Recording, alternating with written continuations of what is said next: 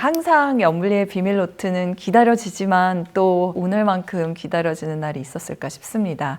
이 정말로 요즘 코스피도 5,200을 넘기고 파죽지세라는 말이 어울리고요. 코스닥도 정말로 많이 올랐죠. 그리고 삼성전자와 SK하이닉스가 또 4분기 실적을 발표하면서 지금 들어가야 되나? 팔아야 되나? 고민이신 분들 많으실 겁니다. 이외에 빅테크의 실적 발표, FOMC까지 오늘 영블리의 비밀노트에서 다양하게 또 깊게 짚어보도록 하겠습니다. 이사님, 네. 금주에 있었던 이슈 너무 많죠? 너무 많습니다. 너무 많죠? 일단 코스피 코스닥이 그냥 광폭 질주를 해버렸고요. 광폭 질주. 뭐 엄청난 상승입니다. 코스피가 4천 넘은 지 얼마 안 됐는데 5천 넘었고요. 네. 금요일 날은 5,300까지 한번 찍었어요. 그 정도로 지금 엄청난 상승이고, 코스닥은 이제 1,100까지 이제 넘어가면서 좀 급등세를 계속 이어갔습니다. 특히 이제 정부 정책 기대감도 있고, 또 반도체 기업들의 실적이 워낙 좋았죠. 또 개인 투자들이 ETF를 매수를 굉장히 많이 했거든요. 네. 이게 영향을 줬고, 다만 영블리의 비밀노트 영향 아닐까요? 글쎄요, 그건 잘 모르겠네요. 그리고 이제 미국 증시는 기술주 부진과 이슈 부재로 좀 답답했어요. 상대적으로 미국은 좀 재미없는 그런 흐름이었고, 악재가 이번 주 초에 하나 있었어요. 그 한국의 자동차 등 품목관세. 예. 왜 그 국회에서 빨리 비준 안 하냐, 네, 이렇게 좀 압박을 했고, 환율은 급락했습니다. 엔화가 이제 급등하면서 환율은 떨어졌고, 현대차는 뭐 그런 악재가 있었는데도 또 실적도 별로 안 좋았거든요. 근데도 로봇주로 이제 인식이 되면서 좀 주가가 다시 한번 이제 급등하고 하면서 좀 변동성이 좀 커졌고요. 그리고 빅테크들은 이제 실적이 좀 나왔는데, 네, 메타, 애플은 좀 좋았고, 테슬라와 마이크로소프트는 좀 부진하게 좀 나오면서 좀 주가가 차별화됐던 것 같습니다. 어쨌든 이번 주는 증시가 뭐 금요일 날 변동성이 좀 굉장히 좀 큰 걸 제외하고는, 네, 굉장히 큰 폭으로 좀 올랐고, 코스닥 시장을 바라보면서 느낀 건, 개인 투자분들이 좀 포모가 온 좀 그런 한 주가 아니었나라는, 그러니까 좀 생각이. 추매가 오히려, 네, 생겨서. 네, 맞습니다. 그렇죠. 근데 몇 주 전에 영블리 비밀노트에서 코스닥이 좋을 거라고 얘기를 해주셨던 걸 제가 기억하고 있거든요. 네네. 진짜 그대로 지금 벌어지고 있어가지고, 네, 우리나라의 주식시장의 시가총액이 이제 독일을 제치고 세계 시총 10위까지 올랐다고 하고, 아까 금요일에는 5,300도 넘어갔다라고 말씀하셨는데, 당연히 전례 없던 상황이 펼쳐지니까 이제 단기 거열 아니냐 이런 우려 있고, 이거 당연히 짚어봐야 되겠죠. 네, 그러니까 이게 정말 대단한 일이죠. 제가 어떤 강연에 가서 독일 시총 이겼다고 하니까 다들 깜짝 놀라시더라고요. 어떤 분은 박수 치시더라고요. 그러니까 이제 왜냐하면 독일을 이긴다는 거는 좀 우리가 상상이 좀 어렵잖아요. 그렇죠. 아무래도 독일이란 나라에 가지는 그 이미지가 있다 보니까. 근데 어쨌든 시가총액 기준으로는 10위까지 올라왔고, 이제 그만큼 시장이 많이 올랐다는 얘기죠. 근데 뭐 충분히 우리가 갈 수 있는 잠재력은 있는데, 그동안 여러 이유 때문에 못 갔잖아요. 뭐 코리아 디스카운트도 심했고, 근데 그런 것들이 이제 다 해소가 되고, 또 거기에 우리나라가 이렇게 강한 이유는 또 탈세계화 속에서 지금 미국의 파트너가 됐죠. 맞아요. 제조. 그리고 AI 시대에 한국이 없으면 안 됩니다. 지금 뭐 변압기도 필요하고 반도체도 필요하고, AI 시대의 필수 투자처로 이제 외국계 증권사에서도 많이 인지를 하다 보니까 한국 자산을 이제 늘리는 그런 현상들이 계속 나왔던 것 같아요. 근데 여기에 이제 국내 개인 투자분들도 이제 좀 참질 못하는 것 같아요. 그동안은 미국 주식 위주로 하셨는데, 이번 주 들어와서는 이제 정부가 어쨌든 코스닥 3천 얘기를 꺼내니까 코스피 5천 갔잖아요. 그럼 이제 신뢰도가 높아졌어요. 네. 이거 뭐 3천 진짜 가는 거 아닌가? 근데 지수가 코스닥 3천 얘기했을 때가 990포인트였거든요. 그러니까 누가 봐도 지금 투자해서 뭐 손해볼 일은 없겠다, 이렇게 이제 생각을 하신 것 같아요. 뭐 3천이 일단 보이니까. 앵커링이 확 높게 돼버렸어요. 근데 이건 1,000도 안 되네 지금. 그래서 이제 막 들어가신 것 같아요. 그래서 실제 보니까 개인의 코스닥 150이죠. 제일 많이 사셨는데, 네, 요게 이제 2조 2천억을 샀어요. 그러니까 올해 1월에만 지금. 1월에만요? 예, 2조 2천억이니까 어마어마한 매수를 하셨고, 코덱스 코스닥 150 레버리지 있죠. 2배짜리. 요거는 1.1조 원을 샀습니다. 그러니까 한마디로 요거 두 개만 합쳐도 3조가 넘어요. 예, 여기에 그냥 집중적으로 투자를 하신 모습이고, 그러니까 옛날과는 다른 게, 보통 이렇게 코스닥 좋을 것 같으면 개별 기업을 사버리거든요. 네. 뭐 시총상위. 근데 그걸 사는 게 아니라 그냥 ETF를 찍어 사버렸어요. 그래서 에코프로랑 에코프로 BM은 팔아버리셨어요. 대량 매도하고 ETF로 이제 갈아타는 그런 모습이 나왔습니다. 어쨌든 그만큼 지금 시장은 어쨌든 뭔가 좀 지금 예금 가지고 뭐가 안 되는 것 같고, 뭐라도 하긴 해야 되는데 코스닥은 비싸 보이지 않고 지금 상대적으로 못 갔기 때문에 그동안 그래서 코스닥 쪽으로 쏠림 현상이 너무 극대화돼 가지고 시장이 돈이 이렇게 한 번에 몰리면 어떤 일이 발생하는지 이번 주에 아마 많은 분들이 보셨을 것 같고요. 어쨌든 돈이 지금 갈 곳이 없어요. 사실 딱히 지금 갈 곳은 없는데 금도 가고 코스피도 가고 이제 그 다음에 코스닥을 찾아서 왔는데 조금 조심은 해야 되겠죠. 너무 이제 단기에 쏠렸으니까 네. 단기 과열은 저도 걱정은 되기 근데 늘 때문에. 그런 말이 있잖아요. 뭐 어디에 있는 누구까지 그 얘기를 하면은 이제 그게 거의 끝물이다. 근데 너무 그것도 염려하실 필요는 없고요. 작년에 코스피 3천 넘을 때도 그 얘기 나왔어요. 아, 근데 5천 코스피 3천 넘을 때도 뭐 주식 안 하는 사람들이 갑자기 하려고 한다. 근데 그거 믿고 그냥 팔았으면 5천까지. 근데 그래서 저는 너무 그거를 맹신하지 마세요. 코스피가 그렇게 올랐어도 반도체 이렇게 좋으니까 계속 가잖아요. 그러니까 누가 뭐 안 하던 사람이 사니까 과열이다. 그게 중요한 게 아니고 그만큼 지금 돈이 갈 곳이 없다. 시장 참가자들은 주식을 하고 싶어 해요. 네. 이게 초기 국면이에요, 지금. 이게 초기 국면이잖아요. 지금 코스닥에 들어온 게. 그러니까 그렇게 본다면 너무 그 과거의 그런 고정관념만 가지면 네. 그냥 이러니까 또 이거 인간 지표니까 팔아야 되는 거 아니냐. 네. 저는 그렇게 생각 안 하고 다만 이제 걱정되는 건 너무 쏠린 건 맞아요. 단기간에. 그래서 이게 끝은 아니지만 단기 과열은 조심하셨으면 좋겠어요. 그래서 여기서 뭐 이제 코스닥 나 추격 매수하겠다. 그건 좀 자제해 주시고 특히 주의하셔야 될 게 레버리지 투자하시는 분들이 많잖아요. 네. 코스닥 150. 그냥 코스닥의 그냥 ETF는 괜찮아요. 한 배짜리는 괜찮은데 두 배짜리는 지수가 이렇게 충격받으면 굉장히 크게 빠져버리거든요. 그래서 손실이 굉장히 급격히 될 수 있으니까 저는 레버리지 하신 분들은 저는 항상 그 말씀 드리거든요. 레버리지는 2, 3일 안에 다 팔아라. 끌고 갈 게 아니에요. 그래서 적절히 수익 나신 분들은 레버리지는 현금 하시는 것도 좋을 것 같습니다. 네, 레버리지는 2, 3일 안에 할 거면은 다 팔아라. 저도 여러 번 들은 기억이 납니다. 꼭 강조해 주시는 부분 기억하겠고, 자, 삼성전자, SK하이닉스도 이것도 뭐 파죽지세까지는 아니지만 그래 보이는데요. 막 네. 하루에 막 10만 원씩 오르고, 네. 그렇죠. 4분기 실적 정말 놀라웠는데 여기서 우리가 알아야 될 포인트 뭔가요?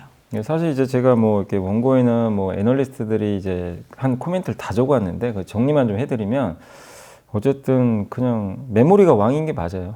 예, 이번 실적에서 그냥 증명이 됐어요. 아, 메모리가 왕이구나. AI 시대에 이제 메모리는 조연이 아닙니다. 주인공이 됐고, 그래서 핵심 포인트 뭐냐면 수요는 굉장히 좋아요. 기대 이상인데 공급은 계속 부족해요.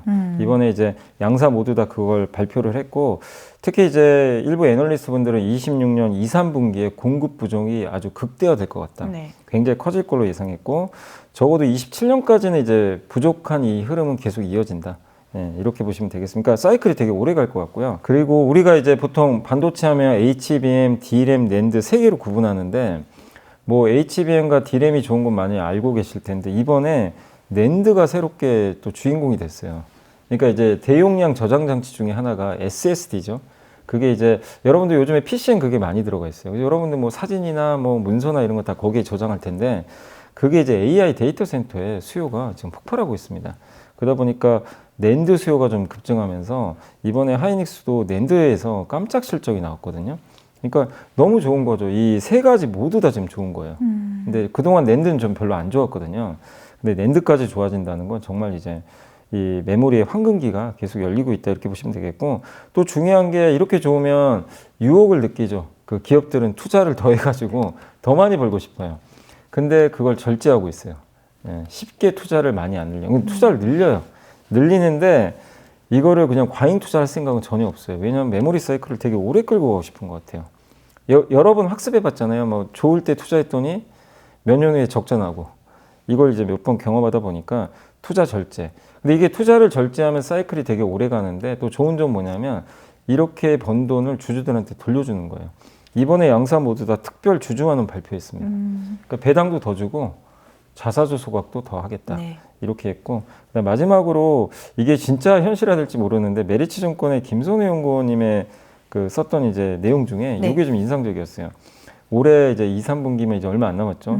2, 3분기 중에 미국의 이제 빅테크나 이런 데서 대규모 반도체 주문을 할 수도 있대요. 네. 무슨 주문이냐면 우리가 보통 중복 구매한다 그러잖아요. 네. 이렇게 한 100만 사놓을까 하다가 이게 좀 몇 달 후에 가격이 더 오를 것 같은데 그러면 미리 사놓기도 하잖아요. 혹시 오를까 봐.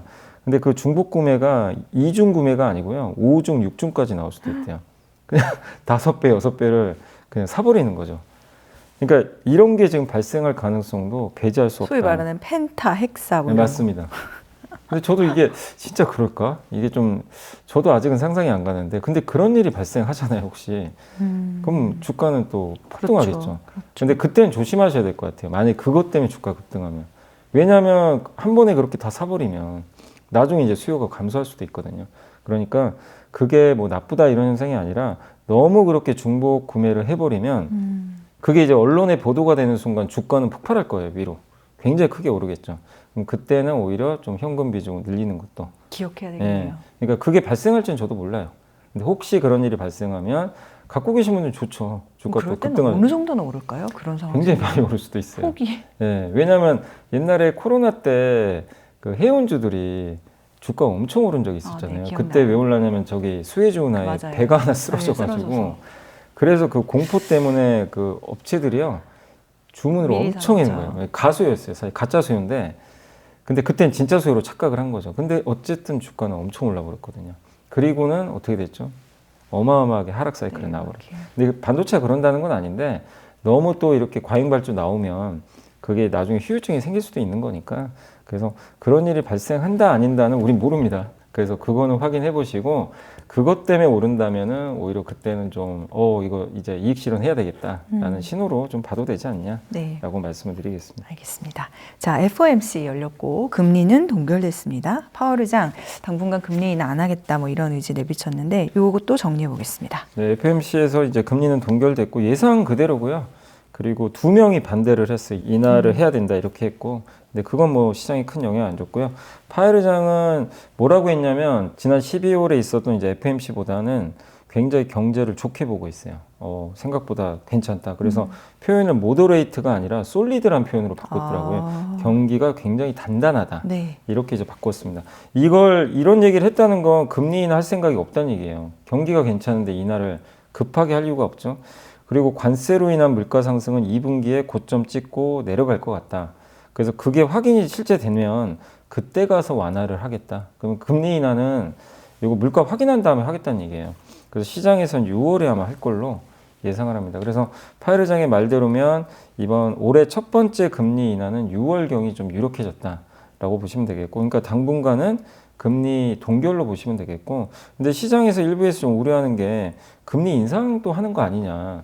이런 경기가 이렇게 좋고 또 물가가 안 내려가면 인상할 수도 있잖아요. 근데 인상은 그 누구도 입 밖에 꺼내지 않았대요. 그러니까 금리 인상은 뭐 가능성 거의 없다고 보시면 좀 좋을 것 같습니다. 그래서 시장에서는 일단 6월 인하, 하반기에 한 번 더 인하는 할 것 같아요. 네. 그리고 또 의미 있던 말이 뭐냐면 파월 의장이 AI가 생산성을 높이고 있다고 언급을 했어요.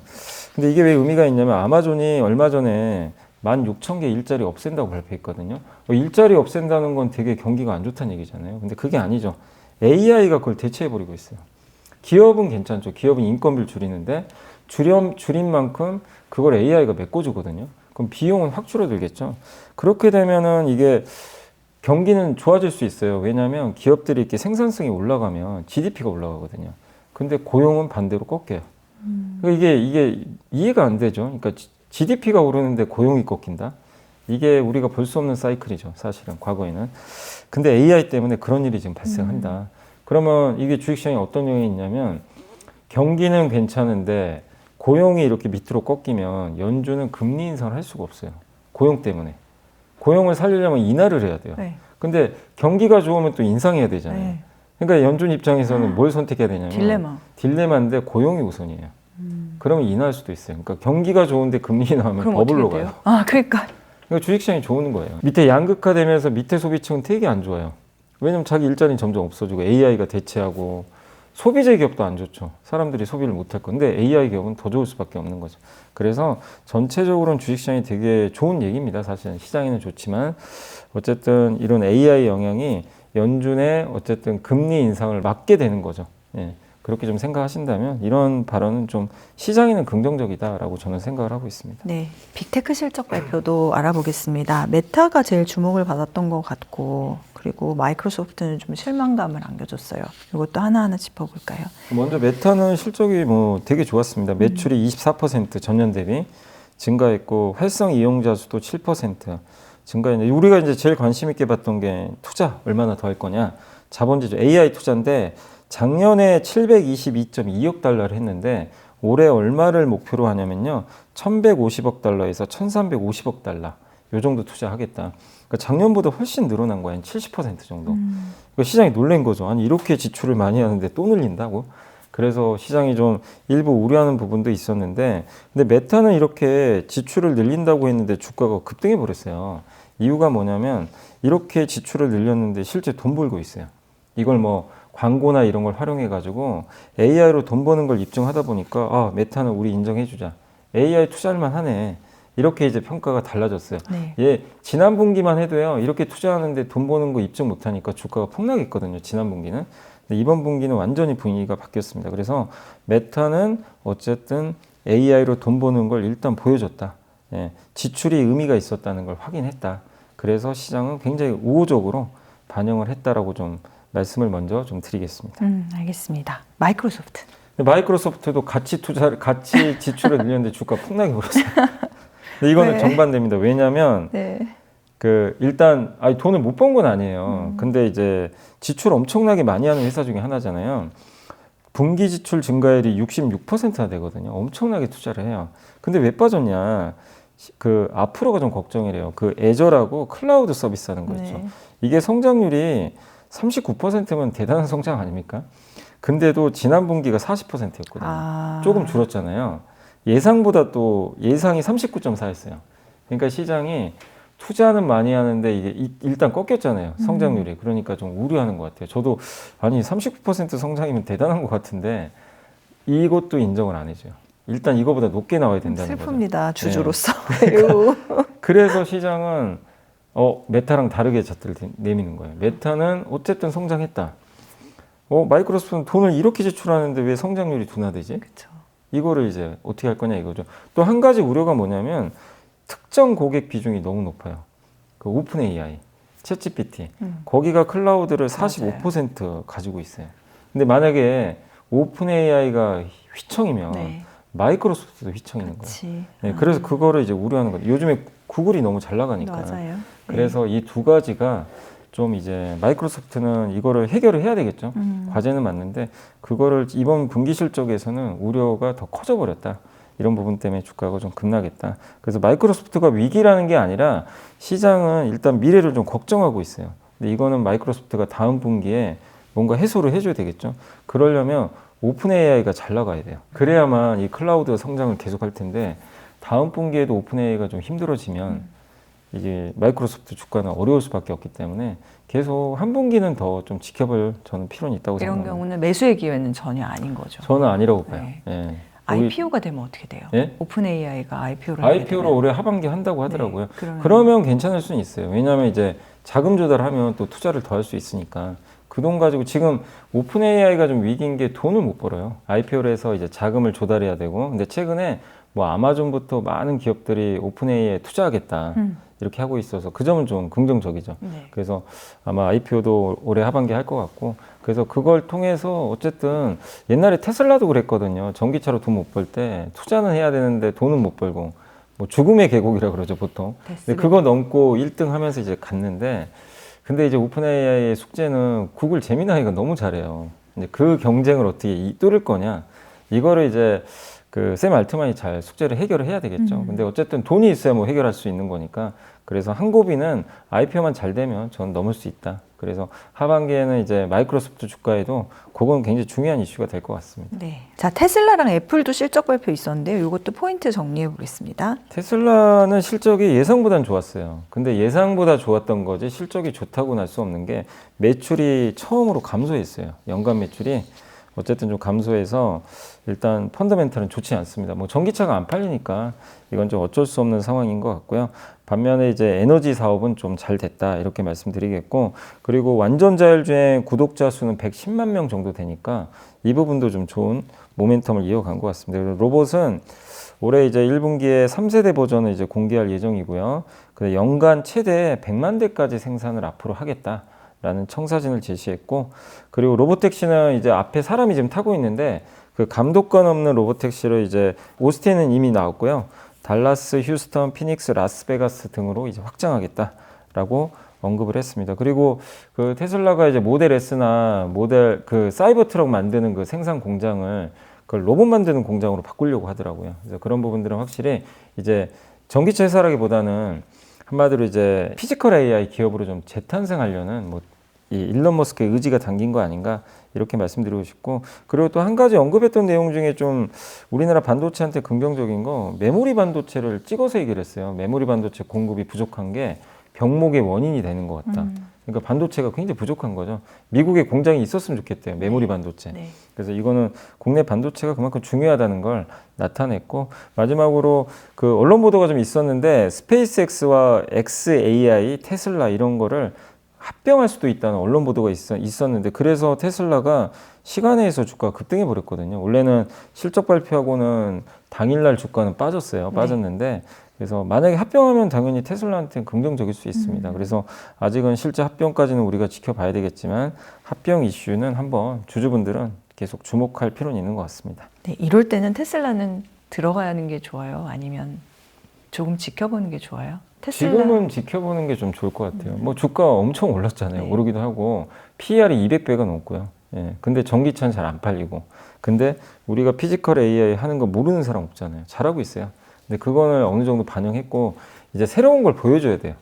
예, 근데 그거는 아직 시간이 걸려요.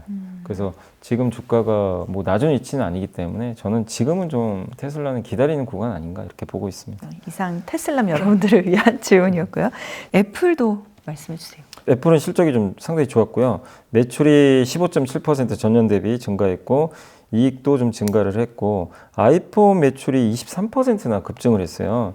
그래서 예상치를 크게 상회했고, 특히 중국 매출이요, 거의 8% 가까이 급성장하는 모습을 보였는데, 다음 분기 가이던스 이제 그 매출도 전년 동기 대비해서 13%에서 16% 성장할 걸로 제시를 했습니다.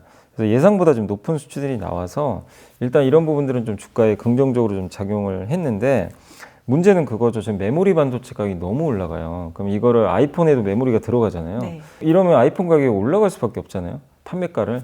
근데 애플은 지금 올릴 생각이 없는 것 같아요.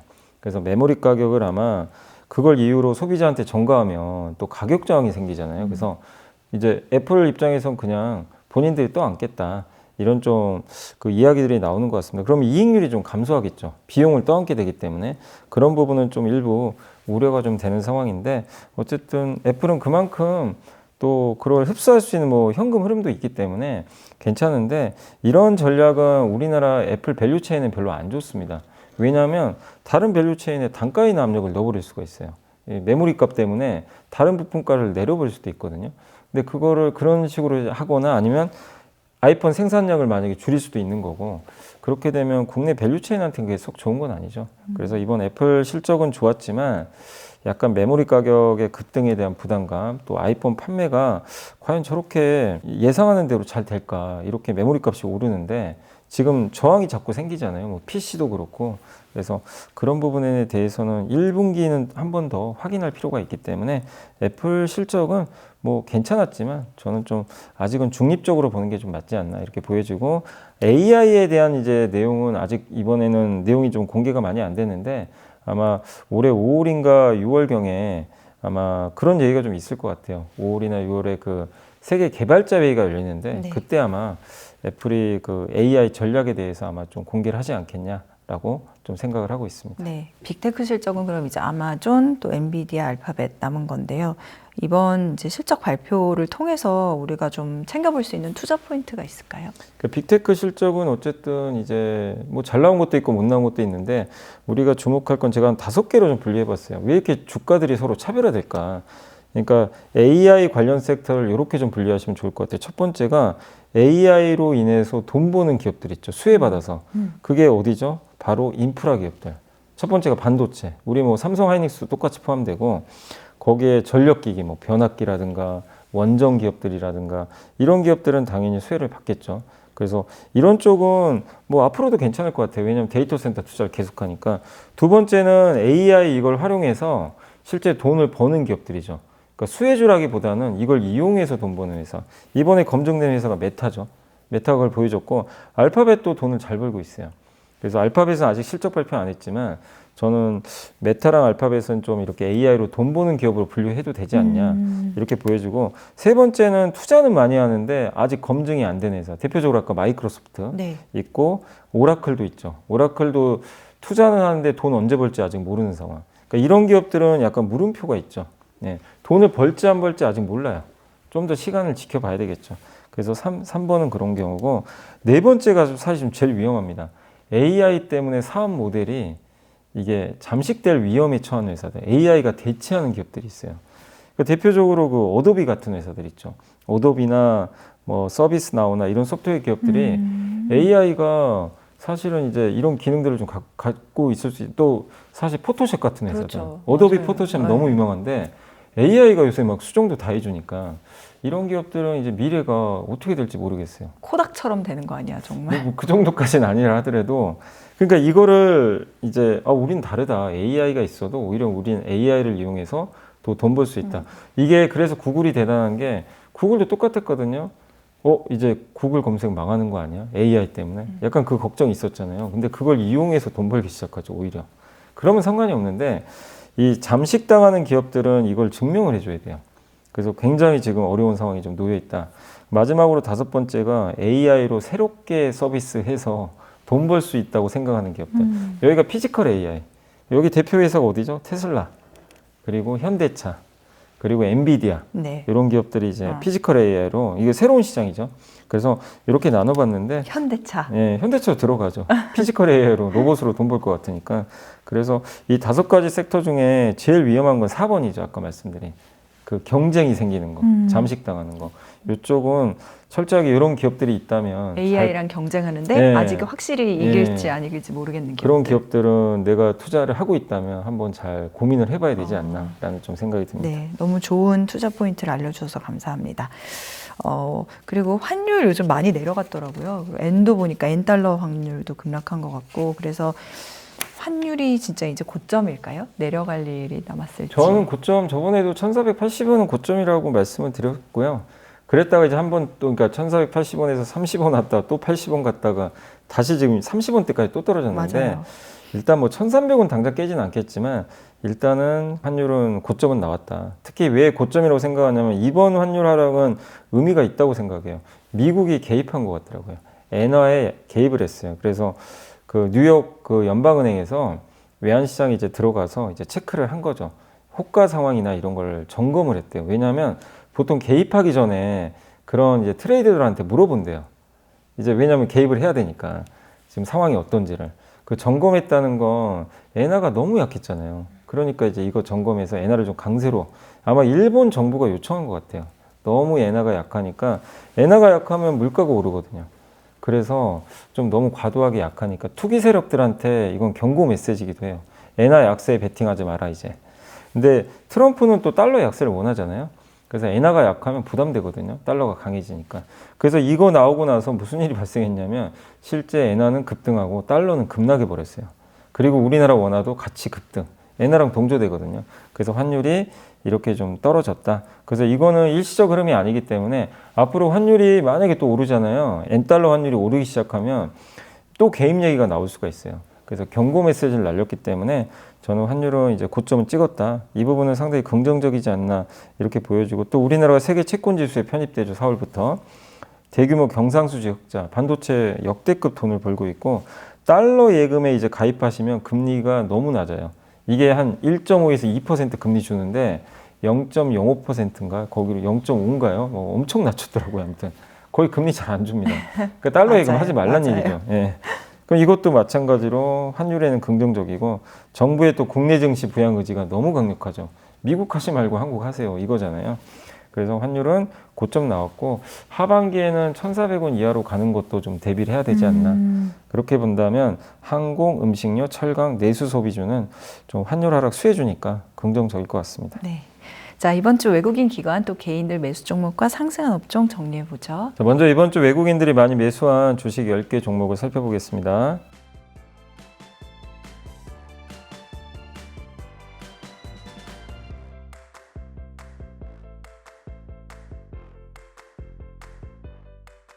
이번에는 기관들이 이번 주에 많이 담은 10개 종목을 알아보겠습니다.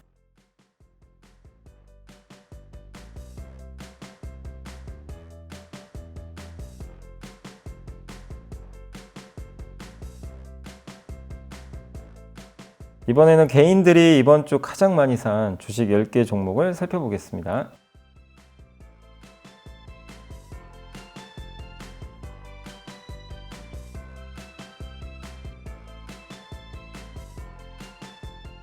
이번에는 이번 주 상승한 10개 업종을 살펴보겠습니다.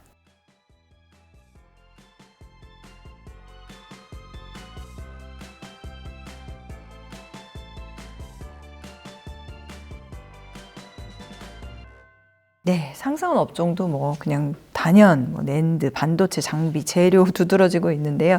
이 중에서 일단 얘네들이 계속 갈지 궁금하고요. 그리고 또 다른 거 우주항공 등등도 있는데 좋은 흐름이 좀 이어질지. 여전히 반도체가 계속 좀 이끌 거는 그래요. 같아요. 물론 좀 실수는 있어요. 일부 좀 실수는 있지만 지금 코스닥에 돈이 워낙 많이 들어왔잖아요. 근데 이 돈들이 어쨌든 반도체 이 소부장이 코스닥에서는 비중이 2등이거든요. 그래서 아마 조금 더 너무 좀 과열된 건 맞지만 조금 더 상승세는 이어지지 않겠냐. 그래서 특히 이제 이번 주에 좀 제일 주목받았던 건 낸드거든요. 낸드 쪽을 조금 더 보시면 좀 좋을 것 같고, 그리고 이제 좀 상위권에서 새롭게 보이는 게 게임 업종이에요.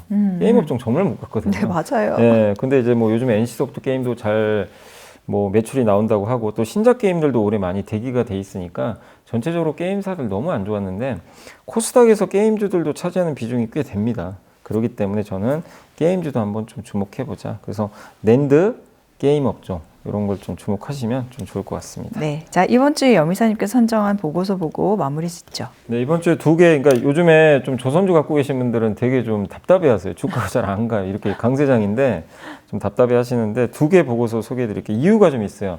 중국에 대한 우려가 좀 있습니다. 중국이 LNG 선을 갑자기 좀 싹쓸이하고 있어요. 근데 우리가 제일 잘하는 게 LNG인데 여기마저 들어오면 좀 부담되잖아요. 그래서 SK증권의 한승환 연구원님은 최근에 어쨌든 중국 회사들이 지난 2주간 최대 12척의 LNG 운반선을 수주를 하거나 계약을 체결하는 걸 검토한다는 그런 좀 내용이 좀 있었다고 합니다. 보통 글로벌 선주들은 중국의 LNG선 잘 안 맡기거든요. 아직은 검증이 안 되다 보니까. 근데 그런 상황에서 글로벌 선주들이 이렇게 그 계약을 좀 체결하고 있다는 건 좀 우리한테 위협이 될 수밖에 없겠죠. 그래서 그렇지만 아직은 유의미한 수준의 점유율도 아니고 이렇게 중국이 이거를 물량을 다 채우면 결국 남은 물량은 우리한테 올 수밖에 없어요. 왜냐하면 중국은 만드는 공간이 한정돼 있어요. LNG 운반선을 다 만들 수가 없기 때문에.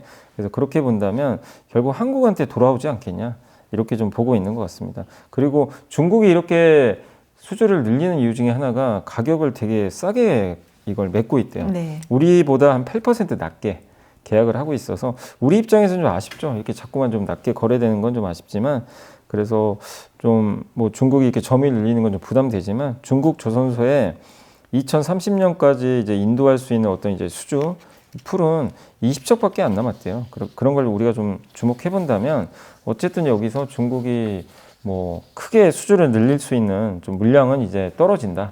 그래서 한국한테 돌아올 걸로 좀 보고 계시고, 그리고 이제 그 IBK 투자증권의 오지훈 연구원님은 일단 이제 중국의 LNG 운반선 수주가 증가한다는 것은 곧 한국의 대규모 LNG선 수주가 임박했다는 의미다. 오히려 좀 긍정적일 수도 있다. 이렇게 봐주셨는데 이걸 중국에 수주하는 건 이브리그라고 좀 약간 평가절하를 하셨어요. 가격도 낮게 제시하고 우리보다 기술력이 떨어지는 건 맞거든요. 그리고 중국이 이제 건조할 수 있는 능력은 연간 20에서 25척 수준이니까 이게 이제 거의 다 차간다고 합니다.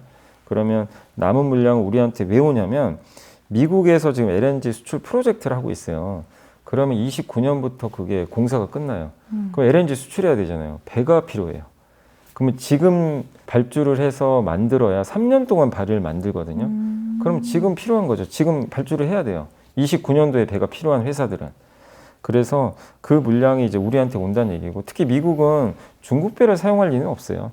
그래서 우리한테 줄 것 같고, 그래서 좀 필요한 배들이 이제 앞으로 미국에서 그 이제 프랑스에 요 LNG 관련된 회사가 하나 있거든요. 거기 GTT라는 회사가 있는데 2025년에 결정된 그 LNG 프로젝트에서만 100에서 150척의 LNG 선이 필요하다고 언급을 해버렸어요.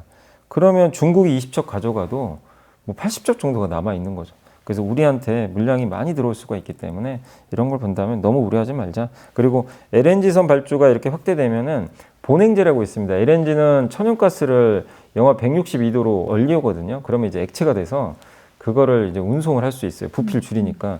그걸 하려면 단열재가 필요해요. 열이 있으면 안 되는 거니까.